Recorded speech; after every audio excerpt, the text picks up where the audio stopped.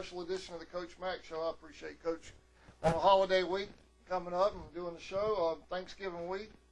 Had last week off, and you guys getting ready for a Marion County Friday night. That's right. You know, we didn't have last week off. We treated it as an open week. We didn't have school on Monday, so we did give the kids, and I gave the kids and coaches and everybody off Monday. Really? But then we got back to work Tuesday, had a full day of work on Tuesday, Wednesday, and Thursday. And then on Friday we just we lifted some weights, looked at some film, and we got them home right after school on Friday. So it's pretty much an open type week schedule for us, and by us not having school on Monday, it seemed to be a little bit shorter. Everything went really good. Felt like we had a really good week. Was able to get some work done. And this week is really out of character for us because we have absolutely no school. But like I told the kids, all good football teams are still playing football. So consider yourself lucky and fortunate to get to still play the great game of football during this week. So we had so far, you know, we had 2 days, Monday and then today, and we've had a good week thus far. Practice has been really spirited. We've been going in the mornings, getting a lot of things done. We've been able to treat it as a situation where we're able to get our full practice in, plus we were able to film. We're pretty much filming the second half of practice, and when practice is over, we can bring the team back over here to the weight room, to the high school, and look at the film of the practice we just had. Make adjustments. And make adjustments. It's really a great situation. Oh, yeah. It's what a high school football coach really appreciates. I hate to use this word, but the distractions of school. I'm sure the administrators don't want to hear that word, but we might have to edit that one out, Chris. So anyway, but it's been a really good week. It's nothing but football. Practice, film, and then of course we get them out of here at a decent hour, and they still have the rest of the day to relax and be with their friends and family. And every day, like I told them, I said just have a safe rest of the day and come back tomorrow morning and ready to do some more work and get ready to beat Marion. So the break giving a chance for some of these guys to get healed up. Well, do we have any injuries? Other than Cody Davis has been one who has been all year long we've missed. He got hurt in the Bradwell Institute game, which was very early in the year. Got hurt there. We've been without him all year long. Finally got cleared, but yet I wouldn't consider him healthy and full speed. Last week he wasn't able to practice at all. Got cleared on a Thursday afternoon, so he wasn't able to really do anything until pregame. So he hadn't done anything since early September. In pregame, it was really hurting him, really bothering him. Just really, there's no strength in the ankle and foot. So he wasn't able to get in Annie on senior night, which is really unfortunate. But yet, just by watching him, observing him in pregame warm-ups, he just really couldn't go. Yeah, you didn't want to take a chance going into the playoffs. Didn't want to take a chance with him. Didn't want to take a chance with us trying to do some things on offense also. This week he's been able to make it really the first half of practice, and then the second half of practice he's really been experiencing pain and is real limited to what he can do.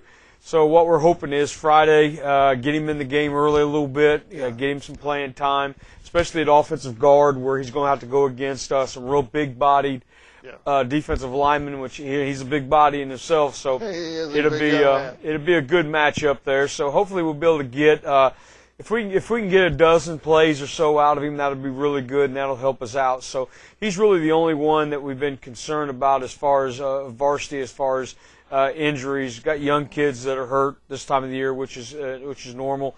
But as far as everybody else is healthy.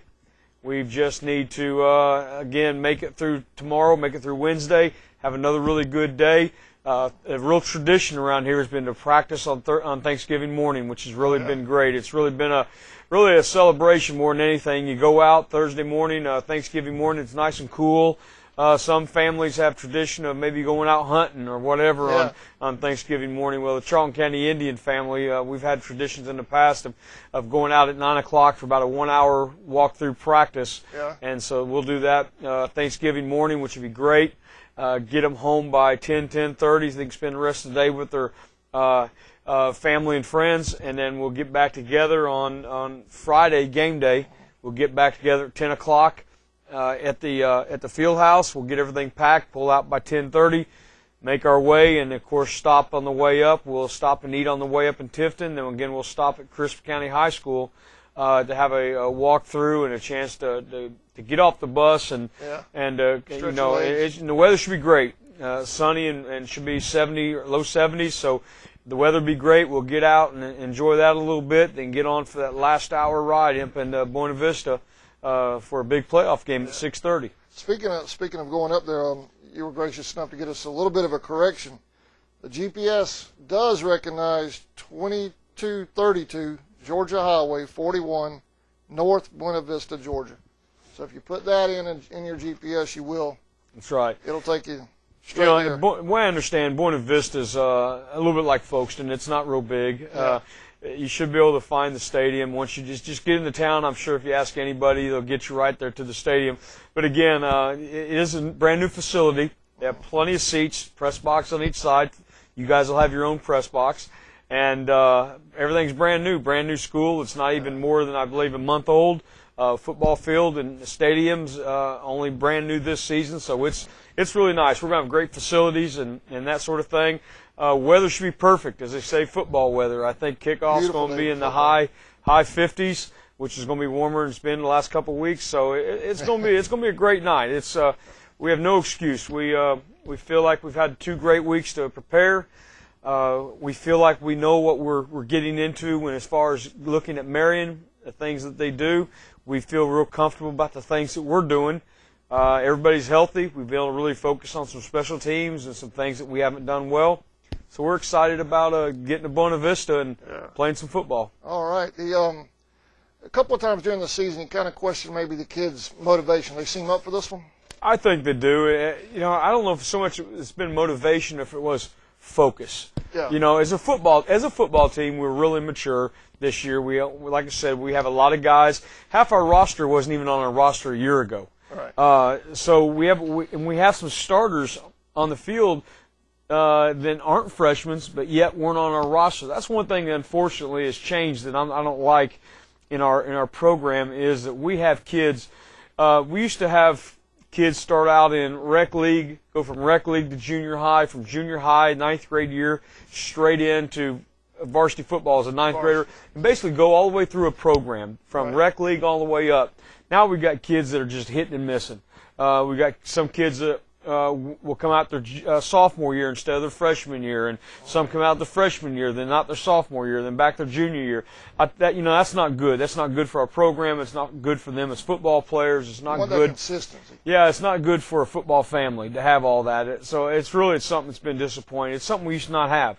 We used to have real consistency, and I don't know where that's coming from. I don't know if it's just the kids of, you know, the old saying, the kids of today. I don't know if that's it, where they're not willing to commit for long periods of time, but yet we have a lot of inexperience on our football team and on the football field. So it was hard to get them to understand. The Telfair thing is a perfect example. You go into that, you warn them that these people are better athletes than you. They're good football players. They have the same record as you.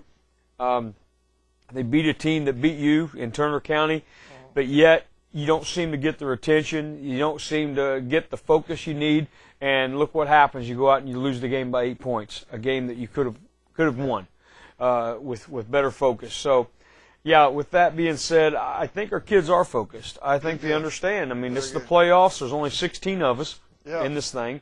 A lot of football teams are finished playing. The costumes are up and everything. So, you know, there's not many football teams around here that can say they have a Thanksgiving tradition. That's right, and you know we've had it for a long time, and so it's concerning for me as far as the program is concerned. But I'm glad we're here. I'm glad we're in it, and hopefully we can go up and have a great effort. And that's the biggest thing we've preached is, you know, we've with this team, I think we've stayed away from the talking about winning as much, and I know that you got to talk about winning. You got to be about winning, but yet we've had to go back and take a step back and almost talk about just preparation and effort.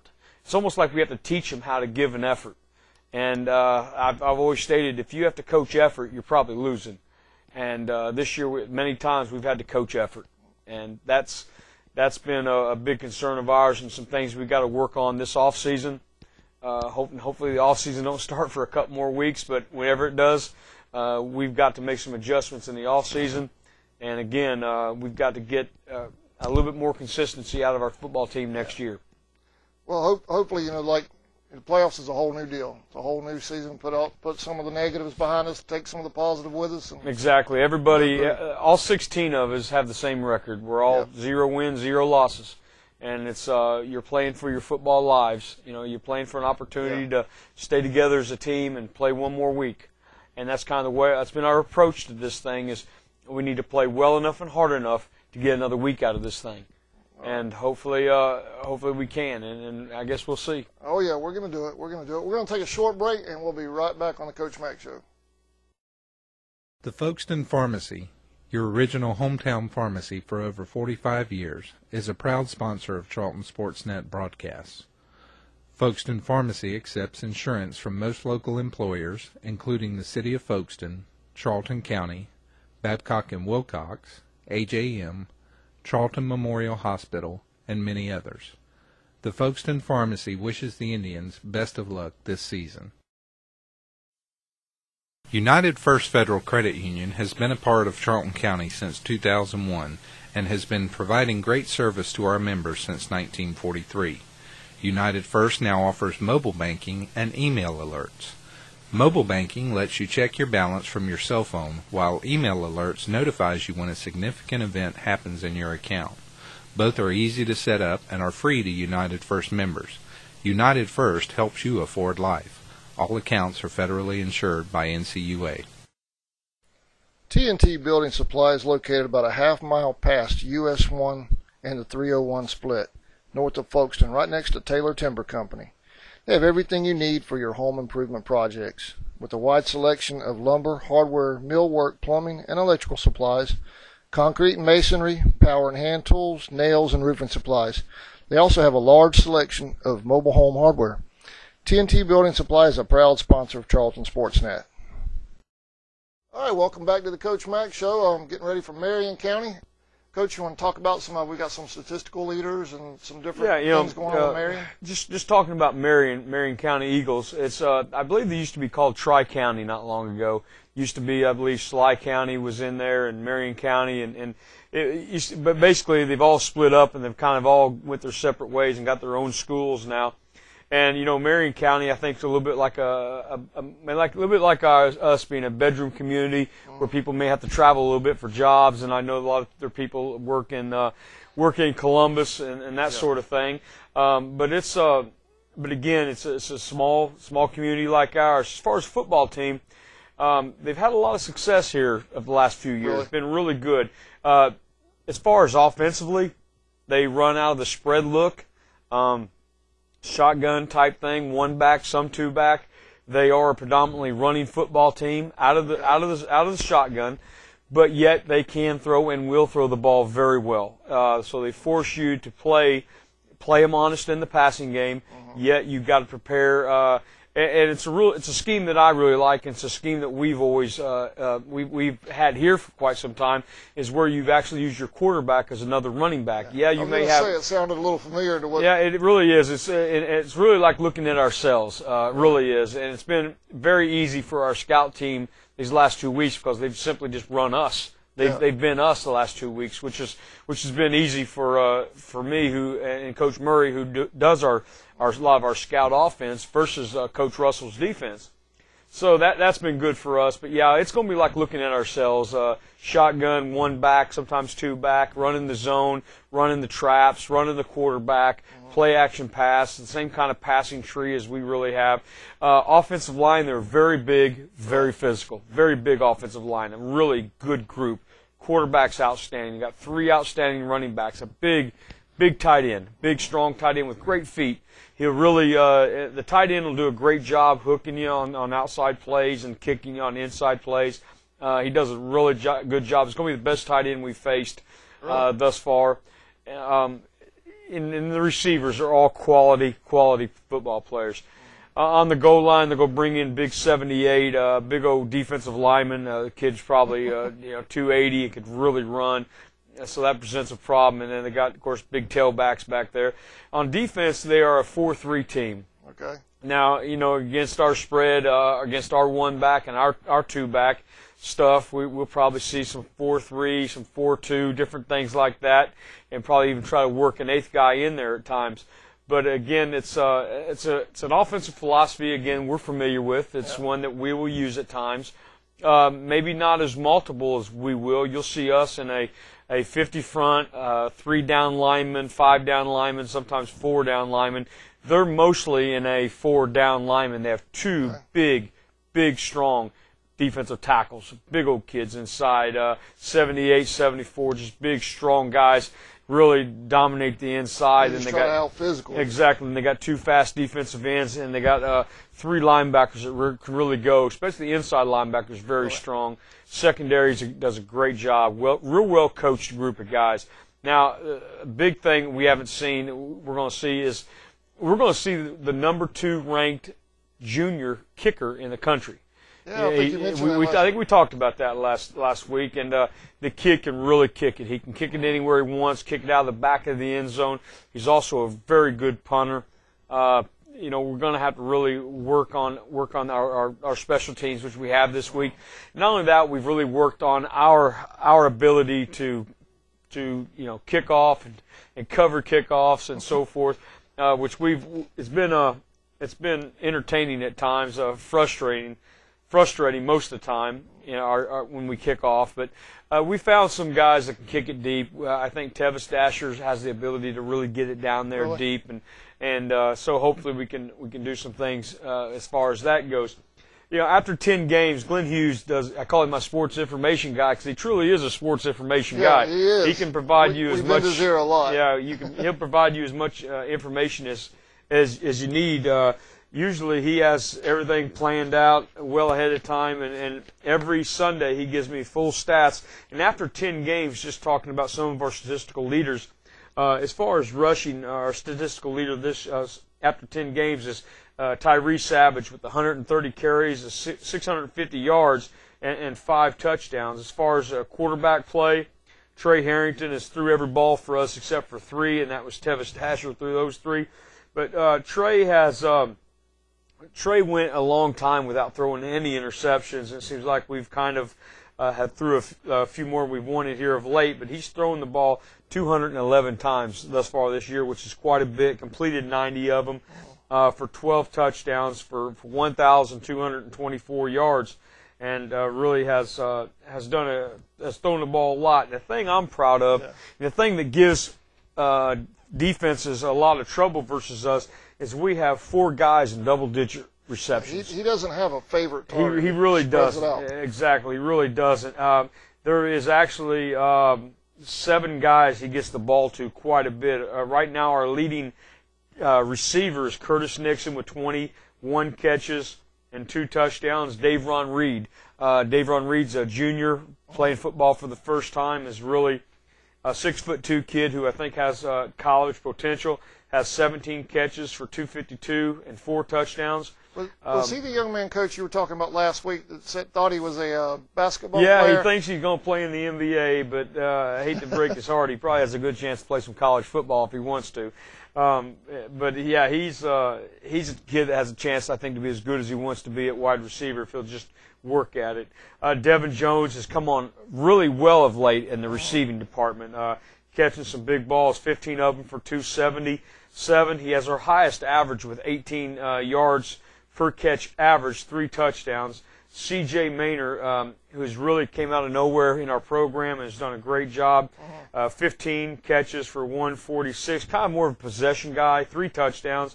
And then 3 other guys have caught a lot of balls. Scott Birchall, who's only a sophomore, Ryan Young, who's caught all of his catches have come in the last 2 weeks, 5 catches.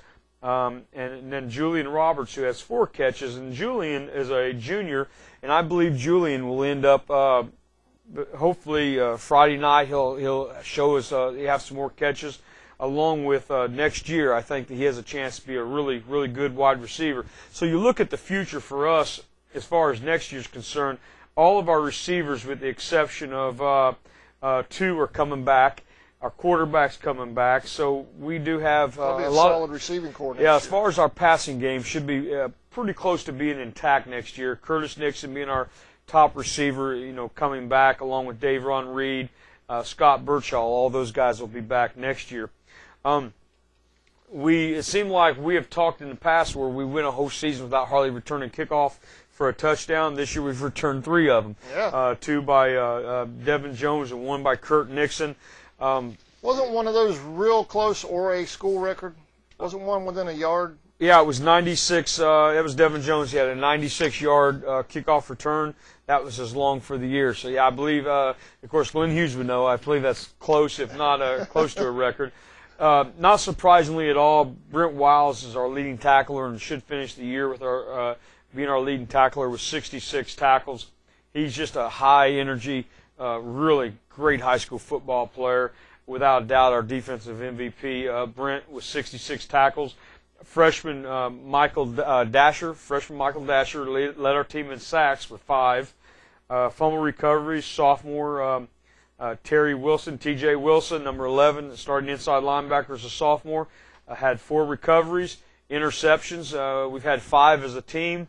2 of them and 1 for a touchdown is Kurt Nixon, a sophomore, and then Jonathan West, seniors, had 2, and then Devin Jones has had 1 for touchdown. All 5 of those interceptions I can remember just like it was today, and all of them were huge. They had to be made and so forth. We blocked 2 kicks. Freshman Michael Dasher blocked an extra point, and then Brent Wiles has also blocked an extra point. So statistically, our running game is not where it's been in the past, but again, it's our passing game has really good numbers defensively. We have, of course, we expected Brent Wiles to have a big year, and he's having a big year, so we're really pleased with that.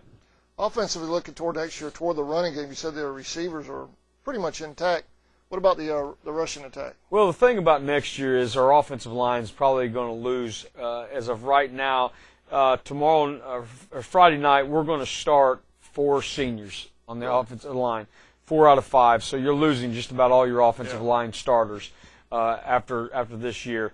So that's a position we got to really work hard at to get. Coach Murray's really got to work hard this offseason, getting those guys. Stepping up. Our whole defensive line returns, which is good. Like I said, and then, of course, at running back, we'll have Andrew Lee. Andrew Lee had a great junior high career.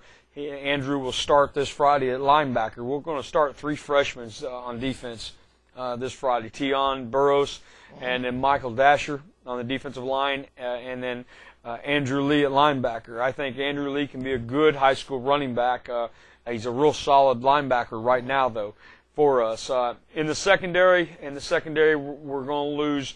We play with 4 defensive backs and different types of things. We're losing half those guys. We're losing 2 seniors, Devin Jones and Jonathan West. Devin Jones had a really good year at defensive back, but Kurt Nixon's returned in the secondary along with Julian Roberts is returned in the secondary. So we do have some positions where we're returning a lot of guys, but the offensive line is going to be the position that's going to take the hardest hit. Going to take the big hit. Big hit, and those of that group right there, even a couple seniors that have been hurt, like Cody Davis, who has been hurt all year long. He's a senior, so even kind of our backups right now are going to be gone. So that position on the offensive line, as far as starters, the only real starter we have coming back is James Davis at center.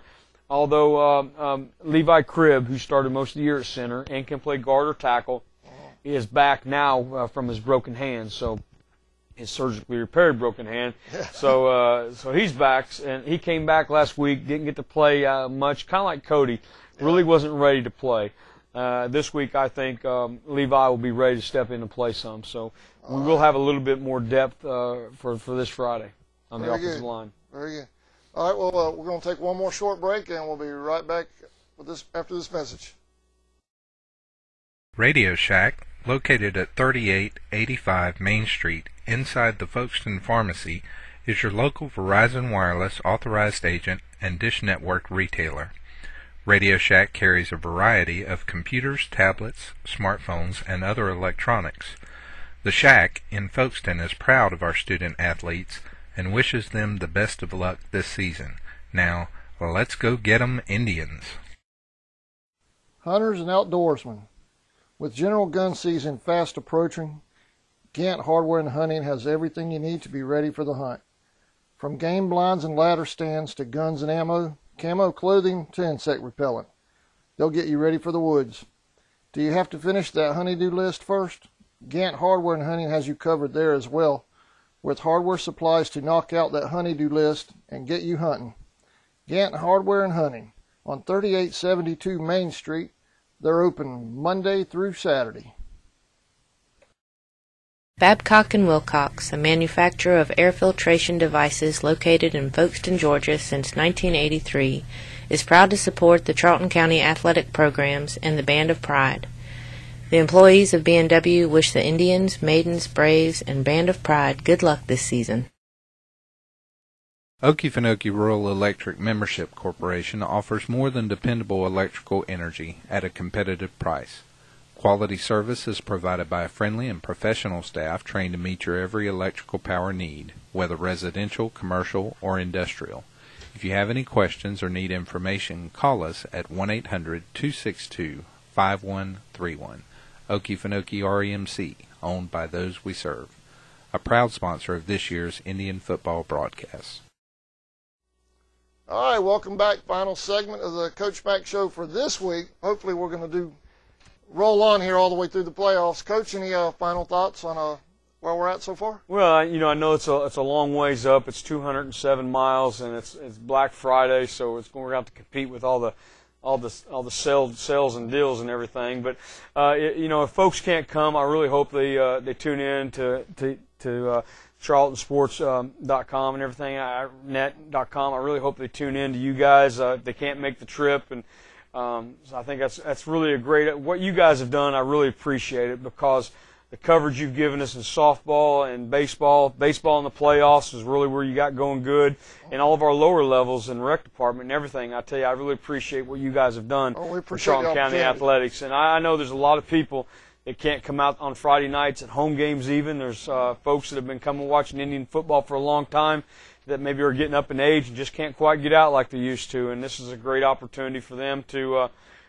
watch the Indians still play. And I know you guys do a great job. So hopefully, if you can't make it to Buena Vista, I hope everybody tunes in to you guys. And like I said, I hope we can keep this thing going a couple more weeks on into a little bit deeper in the playoffs. But we'll find that out. I was just joking with Chris. I'd like to have to write that letter and ask for permission to go up there and webcast the Georgia Dome, wouldn't it? That'd be a lot of fun. I tell you, we've made that trip up into the dome, and I tell you, it's an incredible experience to bring high school kids into that venue and play a football game. To see their faces when they walk through the tunnel. It's amazing, and it's really amazing to see how many people will come from little towns like Folkestone, Georgia, Charlton County, down here, and make that trip to Atlanta to watch their team and their band and cheerleaders perform in the Georgia Dome.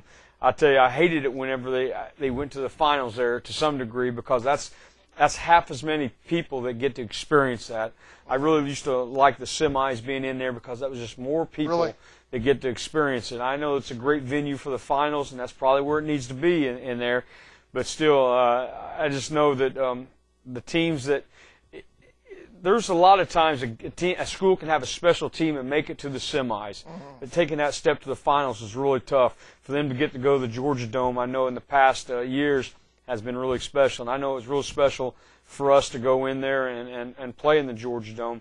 So hopefully one day we can get a bunch of Charlton County kids and fans and the Band of Pride and the cheerleaders and everybody back up to Atlanta in that thing. Hopefully someday. We'll just keep working at it. There you go. Well, I know they always travel well. Everywhere we go, there's every chance I get, I'll throw the camera over there, and it looks like there's 200 or 300 over there everywhere we're at. Oh yeah, we parents, especially the parents.